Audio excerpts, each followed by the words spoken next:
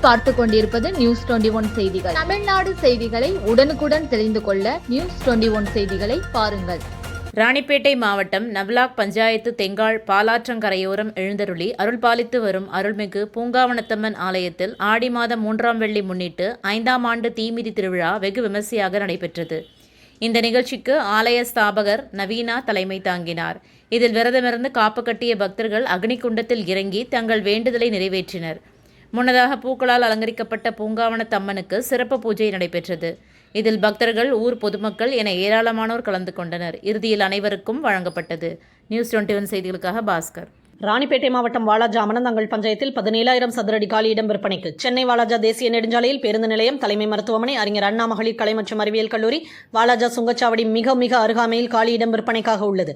மேலும் விவரங்களுக்கு 9443373539 என்ற எண்ணை தொடர்பு கொள்ளவும்.